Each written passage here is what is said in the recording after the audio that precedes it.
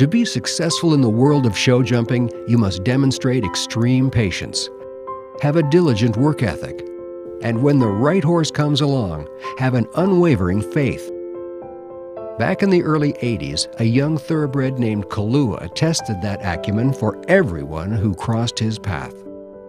My friend Nancy Wetmore phoned me and said, "Come on over, I have a horse that you might like." And he was a good mover, and he was 4 years old, and she went down and jumped the first jump, and I went, "You better get off him because you're going to get hurt."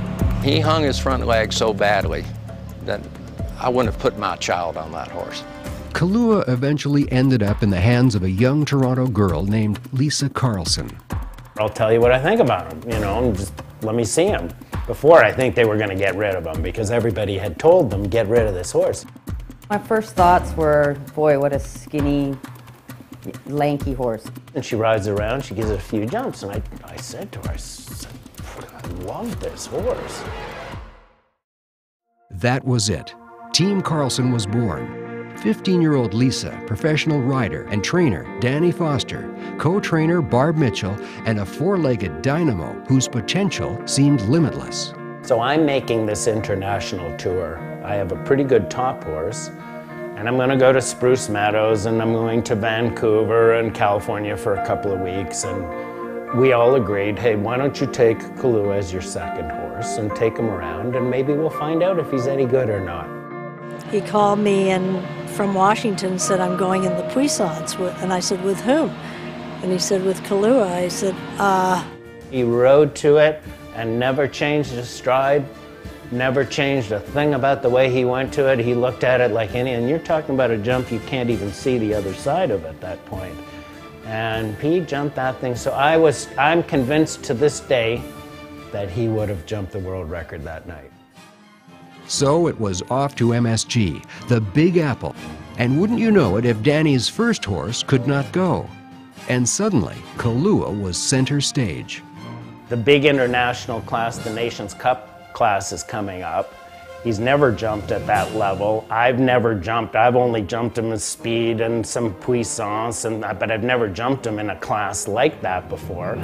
So myself and Tom Gayford, we got up early in the morning and gave him a little jump practice and an in and out and did what we thought we could to get him ready. And that horse went in the Garden of New York and jumped the only double clean of the whole Nations Cup that night.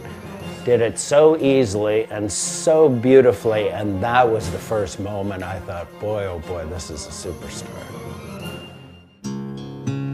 The challenge now?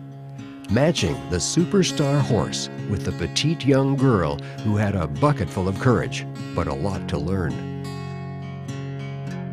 When they were young, they made some mistakes, and they'd hit a rail and the horse would fall down and Lisa would fall down, and they'd come back the next class and you know, wouldn't be intimidated at all, just go right at it again. She had to learn how to balance her balance and her timing so that it could work for the way that he went about his jump because of the manner that he jumped and with so much power and thrust. Just kept going and higher and higher. And next thing you know, she's not only competing in the Grand Prix, she's winning a lot of Canadian Grand Prix. Up the ladder the two would climb, and at age 19, Lisa and Kahlua would win the Canadian National Show Jumping Championships. He rarely hit a jump. He was very, very quick. Every time she entered a Grand Prix, she was a definite challenge to all of the big guys riding with her. And she was still a kid compared to Ian and all the big riders. They had trouble beating the kid on the little bay horse. Rarely come across a more aggressive, competitive, talented young rider than Lisa Carlson. So they were a very, very ferocious duo when they got into a jump-off. Under the tutelage of Torchy Miller, the pair would win the Canadian Championships again in 1985. In 5 years, Lisa and Kahlua had gone from the junior jumper ranks all the way to the top. He was such a little horse with such a huge stride, and to develop him from a really a young horse to the top doesn't happen very often. What was so special about Kahlua was that he taught Lisa as he went, but he also, it's like that partnership was just meant to be. And I don't think that horse would have tried or given the results that he gave to Lisa to anyone else. It was just kismet. 2 years later, they found themselves in Indianapolis at the 1987 Pan Am Games on a team that included Big Ben. With arguably the best 1-2 punch Canada has ever had, the team gold medal was secured with the lowest number of faults in the history of the competition. The horse and the girl, oh, such a team. They loved each other to death. They believed there was that horse, if he could really answer you, and you'd say, well, he did answer. He answered so often in the ring. When she would ask him to do something, and he'd say, Lisa, if that's what you want, I'll do it. He had courage beyond belief, and that was matched by Lisa's courage. She's one of the most courageous riders that I've ever seen.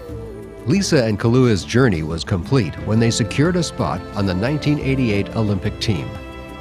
Lisa and Kahlua would win Grand Prix and Nations Cups all over North America and do it in a style all their own. So far in this round, she's riding like a seasoned veteran, and yet she's so young. Keep in mind, these horses are getting tired. They've already done 2 complete rounds. Now the riders have to encourage. There's a good turn. She's looking for fence number 7. You can hear her yelling at Kahlua. Now another great turn to the triple bar. It's a good turn. Way off the base. Oh, she gets over it. Pull yourself together, she does. And look at that time, 31.41. And Canada's first 2 are clear. And that puts the pressure on the French. I gotta have another look at this to believe it. Look at how far away she was. What a great horse Kahlua was to her. Another look. Airborne, hang time, and clean. Lisa sort of came right out of nowhere, though. She's no horse background, you know. She's a kid from Toronto, from the city. She represented every young girl who had a dream about riding and making it to the top. So people gravitated. She was in the magazines, the media took to her. She was a darling. She was gracious, she was elegant, she carried her success very well. It was what our sport is all about, really. It's, you know, good values and achieving and working hard for things and then having those things. I think it was just a great story at the time. Kahlua, the horse that nobody wanted to ride, became the horse that nobody could believe, and eventually, one of the most memorable horses this country has ever seen.